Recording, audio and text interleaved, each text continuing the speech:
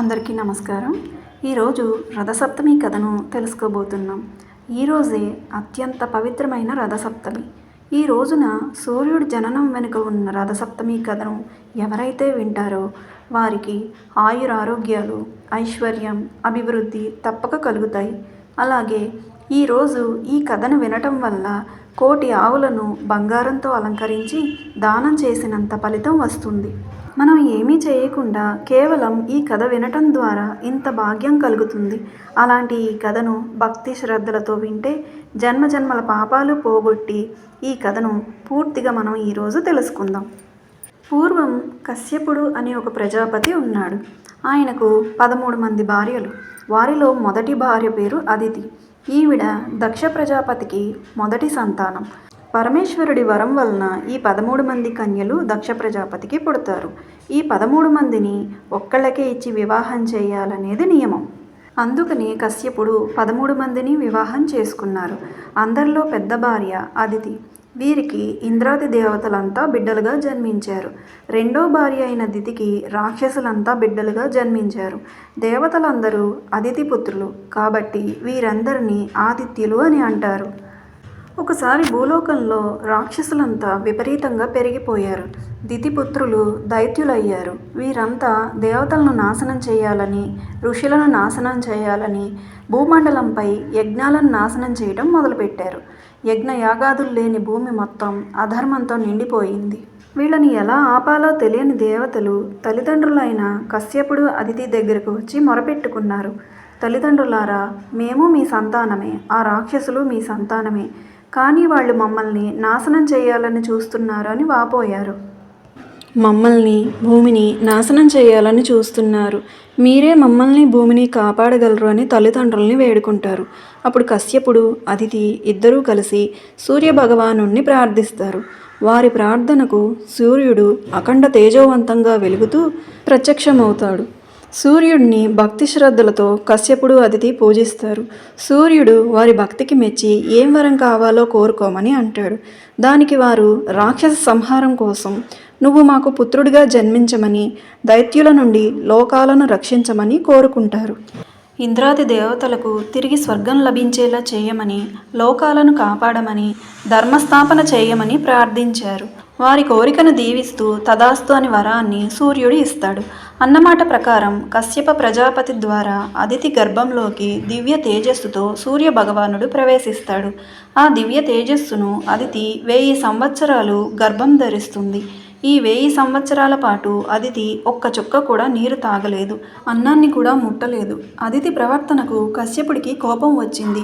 కడుపులో బిడ్డ ఉండగా ఇలాగా అన్నపానీయాలు లేకుండా ఉంటే ఎంతటి దివ్య తేజస్సు కలిగిన బిడ్డ అయినా చనిపోతుంది అని హెచ్చరించాడు, మందలించాడు.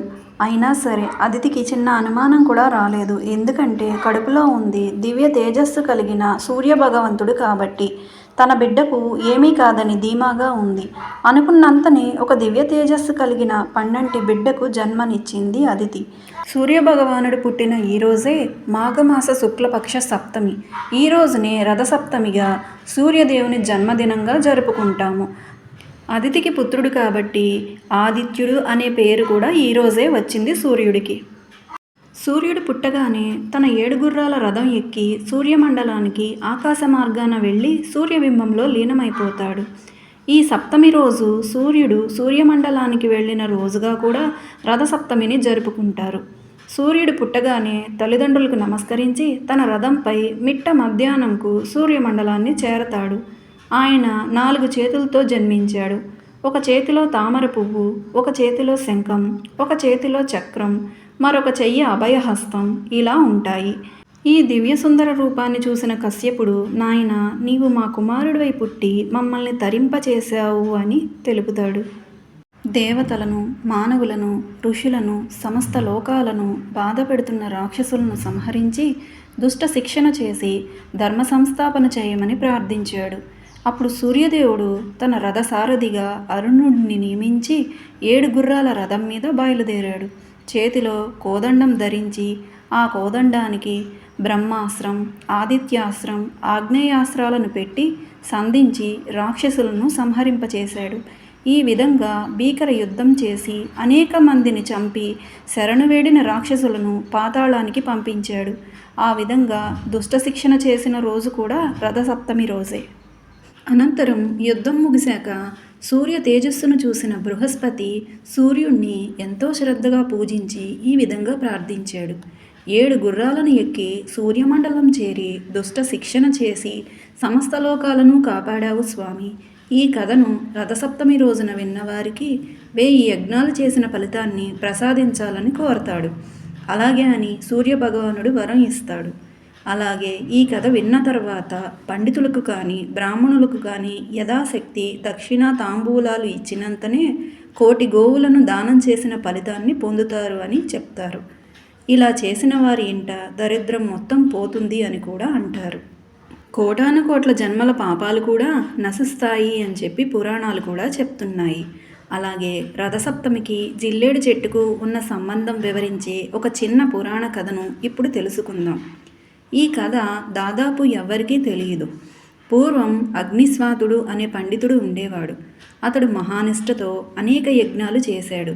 ఆ యజ్ఞాలకు తృప్తి చెందిన దేవతలు అతనిని స్వర్గానికి తీసుకొని రమ్మని దేవదూతలకు చెప్పి పుష్పక విమానాన్ని పంపించారు.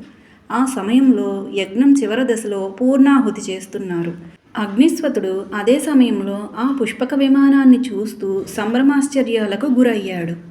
అలా ఆశ్చర్యంతోనే చూస్తూ ఆవు నేతితో కూడిన హోమ ద్రవ్యాన్ని కంగారుగా ఒకేసారి హోమంలో వేసేశాడు. అయితే అదే సమయంలో పెద్ద గాలి రావటంతో కొంత వేడివేడి నెయ్యి పక్కనే ఉన్న ఒక మేకపై పడింది. ఆ వేడి నెయ్యికి మేక చర్మం మొత్తం కాలిపోయి తను చనిపోయింది. దాని ఆత్మ నేరుగా పుష్పక విమానంలోకి వెళ్ళిపోయింది. కాలిపోయిన మేక శరీరం పక్కన ఉన్న ఒక చెట్టుపై పడింది. అప్పటి నుండి ఆ చెట్టు మూలతత్వం మారిపోయి మెత్తటి ఆకులు కలిగిన జిల్లేడు చెట్టులాగా మారిపోయింది. అలా జిల్లేడు చెట్టు ఆకు యజ్ఞం పూర్తి చేసే సమయంలో యజ్ఞధారులు ధరించడంతో పరమ పవిత్రమైంది. అందుకే జిల్లేడు ఆకును ముట్టుకుంటే మెత్తగా మేక శరీరంలాగా ఉంటుంది. జరిగిన దానికి అగ్నిస్వతుడు ఎంతో బాధపడ్డాడు. అదే సమయంలో అశరీరవాణి ఇలా పలికింది: అగ్నిస్వత్త, నువ్వు బాధపడి దుఃఖించాల్సిన అవసరం లేదు. మీరు చేసిన యజ్ఞఫలం ఆ మేకకు దక్కి దానికి స్వర్గప్రాప్తి కలిగింది. ఇక జిల్లేడు చెట్టు మేక స్పర్శతో పవిత్రమైన అర్కవృక్షంగా అంటే పూజింపదగిన వృక్షంగా మారింది అని పలికింది. ఆ మాటలు విని అగ్నిస్వతుడు ఎంతో సంతోషపడ్డాడు. ఇదంతా జరిగింది కూడా మాఘశుద్ధ సప్తమి తిథి నాడు. అందుకే ఆ రోజు నుండి రథసప్తమి రోజు జిల్లేడాకు తల మీద పెట్టుకొని తలస్నానం చేస్తారు సూర్యుని ప్రీతి కోసం. ఇలా తలస్నానం చేసిన వారికి ఆ యజ్ఞ ఫలం లభిస్తుంది అని అంటారు. ఇలా చేసిన వారందరూ స్వర్గలోకంలో శాశ్వత ఆనందాన్ని పొందుతారు. ఈరోజు జిల్లేడు ఆకుతో చెప్పిన విధంగా స్నానం చేసి ఈ కథ విన్నవారు రోగాల నుండి విముక్తి పొందుతారు. అనేక రకాల ఇబ్బందులు తొలగిపోతాయి. చివరికి శాశ్వత స్వర్గాన్ని పొందుతారు. ఈరోజు చేయవలసిన పనులు ఏమిటంటే, సూర్యోదయానికి ముందే నిద్రలేచి 7 జిల్లేడు ఆకులు, 7 చిక్కుడు ఆకులు, 7 రేగి ఆకులు సేకరించి తల మీద, భుజాల మీద, గుండెల మీద, పొట్ట మీద, కాళ్ల మీద పెట్టుకొని తలస్నానం చేస్తే ఎంతో మంచిదని పెద్దలు చెబుతున్నారు. ఎందుకంటే సూర్యుని కిరణాల శక్తిని ఈ ఆకులు గ్రహించి వ్యాధి నిరోధక శక్తిని మానవులకు అందిస్తాయి. బ్రహ్మరంధ్రం నుండి శరీరంలోకి ఆ శక్తిని నాడుల ద్వారా పంపించి శరీరాన్ని చైతన్యవంతంగా చేస్తాయని నమ్మకం. అలాగే సూర్యారాధనలో భాగంగా చిక్కుడుకాయలతో రథం చేసి సూర్యుడిని ఆవాహనం చేసి షోడశోపచారాలతో ఆరాధించాలి. ఇదండి రథసప్తమి ప్రత్యేకత. అందరికీ తెలిసిందా? వీడియో నచ్చితే లైక్ చేయండి. మీ ఫ్రెండ్స్ అండ్ ఫ్యామిలీ మెంబర్స్కి షేర్ చేయండి. ఇంతవరకు ఈ కథ ఎక్కడా స్కిప్ చేయకుండా విన్నందుకు అందరికీ ధన్యవాదాలు. మరొక మంచి కథతో మీ ముందుకు.